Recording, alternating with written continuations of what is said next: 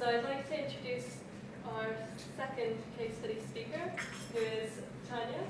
She became involved in the Gauchers world in 1996 when her daughter Maddie was diagnosed with type 3 Gaucher disease. A year later, she became a volunteer at the Gauchers Association and started to support patients and their families with type 2 and type 3 through family conferences, information booklets, and providing friendships and emotional support. In 2001, Tanya received the Alan Gordon Memorial Award in recognition for her work with neuronopathic Gaucher disease and her support to families. In 2003, Tanya became the National Development Manager for the Niemann-Pick disease group, the charity's first ever employee. However, in 2005, she took up the post of Executive Director of the Gauchers Association UK and has been in this post now as Chief Executive for 8 years. She is also the Chief Executive Officer of the European Gauchers Alliance and underpins all the activities of the EGA's office in the UK. Tanya's main responsibilities is to support patients globally to access treatment through compassionate programs, in partnership with pharmaceutical companies, and supporting evolving patient groups in countries like India and Pakistan. Welcome, Tanya.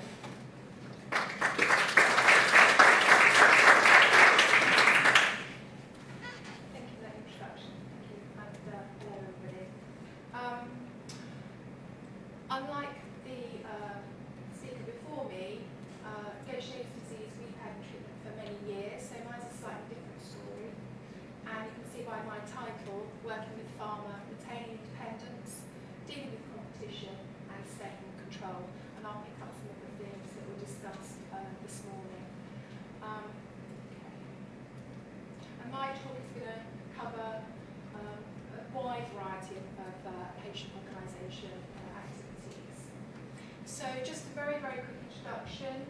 Gaucher's disease is a lysosomal storage disorder. It's genetic, it's rare. We were established in 1991, so we'll be celebrating our 25th anniversary next year. And we developed, the Gauchers Association developed, because there was a drug that was being developed in the US, enzyme replacement therapy, which many of you may have heard, by Genzyme Corporation. And so we had one company and one drug for many, many years. Really until about 2010, enzyme replacement therapy was the gold standard for Gaucher's disease. We had a clinical trial for type 3 Gaucher's disease, which unfortunately didn't meet its endpoints, and there was also a small molecule for type 1 Gaucher's disease, but the patients that were using it were very limited pool because it had side effects. So we now, 2015, we have 3 enzyme replacement therapies. We have 2 oral treatments for type 1 Gaucher's disease and the physical symptoms of type 3. And we only have around about 301 patients in the UK. So you can see that in this, which is a rare disease, we have a very, very competitive environment. We're working in a very competitive environment. And despite more than having more than one drug, the cost per patient remains very, very high, which is very challenging for us. And we had thought that the more drugs that were on the market, the cost would come down. However, this hasn't happened, and the companies have to recuperate their investment, but they also are charging these costs because they're looking at innovation and developing drugs for new diseases. People know in the enzyme replacement environment that the first ERT for Gaucher's disease led on to many ERTs for other diseases and has helped many other patients.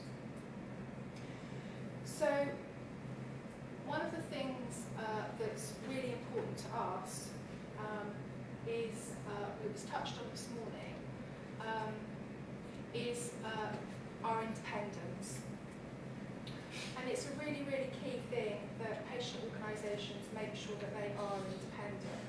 So we only had, when we were established in 91, one company, and the association made a very decision not to take money from pharmaceutical this was really about, we had to lobby the PCTs at that time for to pay for these high cost drugs, and we wanted to remain and be seen to be independent, and the patients' needs what was important to us. However, now we are in an environment where we have multi-companies, but we still retain our independence, and we do now take money from pharma, but only for specific projects. So we don't take money for running costs or other activities, but just purely projects that are based on the needs of our patient groups. So we believe that it's key to remain independent because of our own integrity, but also externally, we want people to know and see that we are independent because they need to have confidence in us, in all of our stakeholders, not just pharma, scientists and doctors, because they need to trust us. And if they don't trust us, then this will create barriers to communication and opportunities for us to work together. Something that was touched on this morning, we have found ourselves in a very competitive environment in the Gaucher world.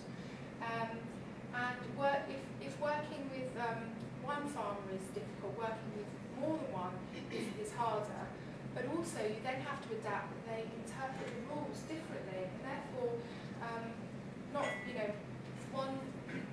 have to understand how each company works, and you have to adapt your working towards this, which is very, very time consuming and very resource consuming.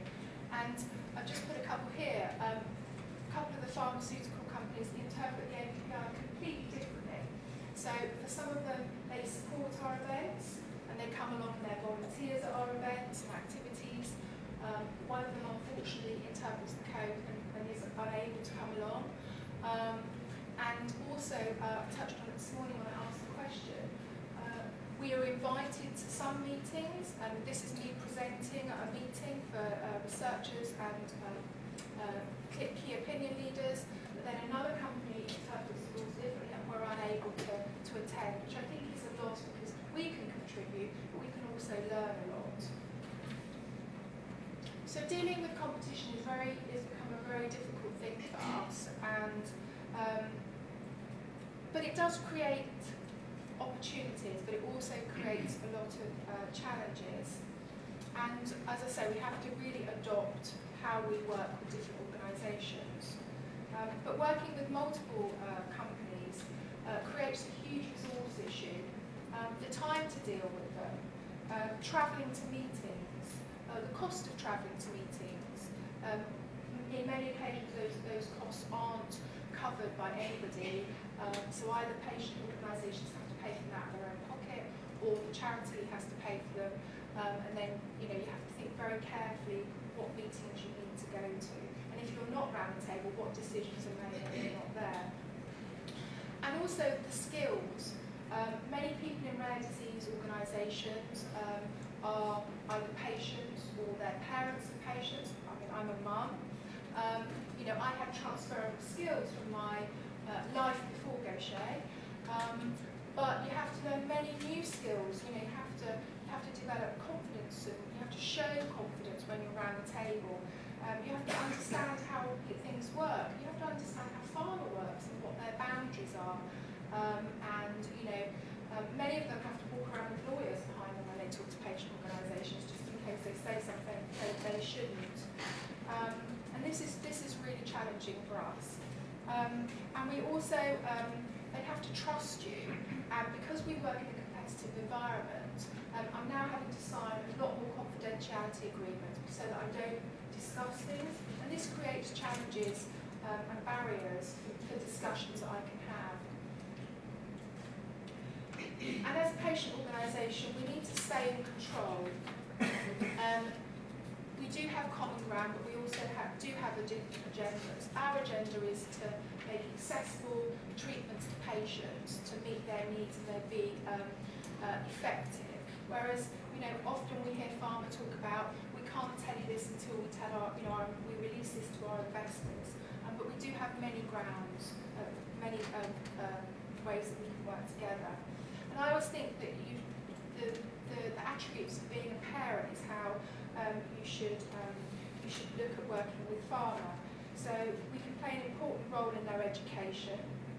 Our involvement in their work can help them. We need to be active in our relationship, and we need to have resources that can support them. I'm just going to flick over this because I'm having my time flashed at me. So just some examples of ways that we've worked successfully in some challenging projects with pharma.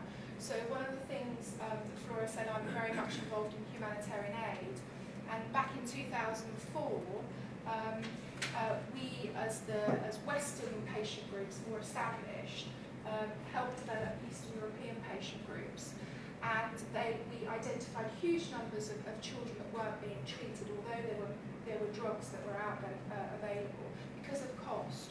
So we worked with the Genzyme Corporation to develop the European Cerezyme Access Programme, and we then helped lobby government to develop reimbursement programmes, and that meant, with people from Genzyme, we went to Moscow, we sat with government, we talked to them about, how a reimbursement programme could support their community, and that happened. And Shire now have a charitable access programme, and I sit on the global steering committee because I have a knowledge of patients, I have a huge communication network that they can tap into, and as patient organisations, we tend to be able to bring people together because we are seen as independent. But also, there are lots of challenges. And here's an example here of where we used our patient power to influence pharma. So in 2009, there was a virus at Genzyme's plant, which affected the global production of Cerezyme. And it's not going to work. Oh, there it is. And the patient groups and the doctors convened a meeting with the companies, but we didn't just convene a meeting with the companies, we convened a meeting with the CEOs of the companies. We wanted decisions to be made then and there. And we put pressure on them to work together to try and meet the needs of the patient community. Because Cerezyme wasn't going to be available, some patients were going to have to come off drug, some patients were going to have their drug reduced. Some patients, we wanted to bring, there were a couple of drugs that were in phase 3, and the EMA wanted them to start to be available to patients. And we were able to bring all those people together. During that meeting, we discovered that Genzyme had actually gotten a large proportion of drug for their comparison arm of their clinical trial of a new small molecule. And so we discussed with them that we didn't feel that when there were patients around that needed drug, that this drug should be held for a clinical trial. So because we had a CEO there, and because they understood why we were asking them for this, because patients needed drug, otherwise some patients would die, they actually released a large part of that pool of drugs so that we could, and it delayed their clinical trial, but they understood, and we managed to do that successfully. So my last one is an example of maybe a changing horizon, and how conventional methods of drug development can be challenged, and how we hope to work, we as a patient organisation hope to work with pharma to develop a drug for Gauchers disease to meet unmet need, but still stay in the driving seat. So in 2015, we as a patient organisation received orphan designation for gene therapy for Gauchers disease, which was amazing. And the reason that we did this is because we feel that enzyme replacement therapy is very expensive, and we know hundreds and hundreds of children around the world that do not get treatment because the government won't pay for these high costs. So we want to develop an affordable, accessible treatment. But we can't do this alone, and we know that, but we want to remain in the driving seat. So we have started to talk to a pharmaceutical company because they see this potentially as a way of proving concept for a much bigger disease. So, we're just a small disease. And there are lots of questions that we need to sort out. Who will own the intellectual property to the drug? And normally,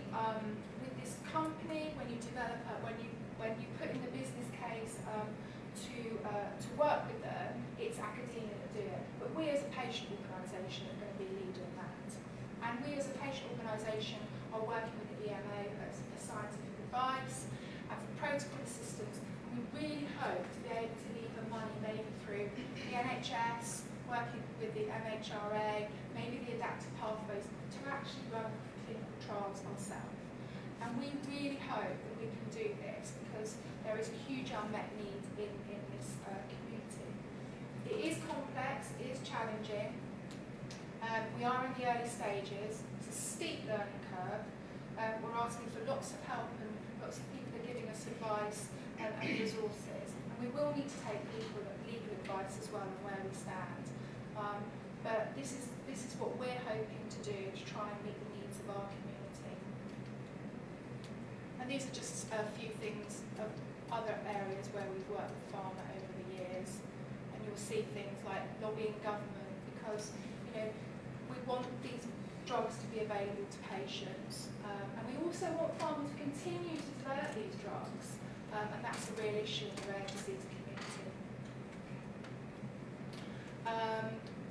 Patient-related outcomes, disease burden questionnaires. So just remember that, I believe that pharma needs patient involvement.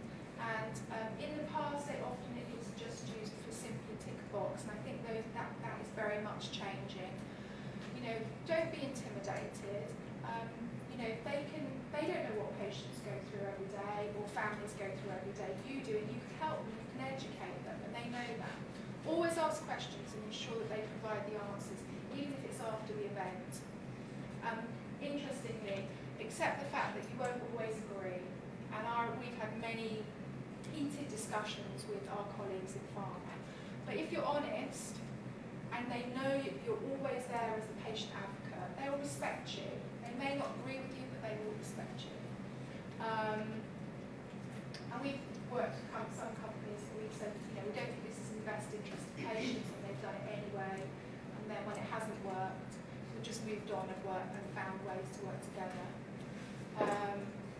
And also for me, always know what you want out of a meeting or a project, and be very clear at the beginning of this. Thank you.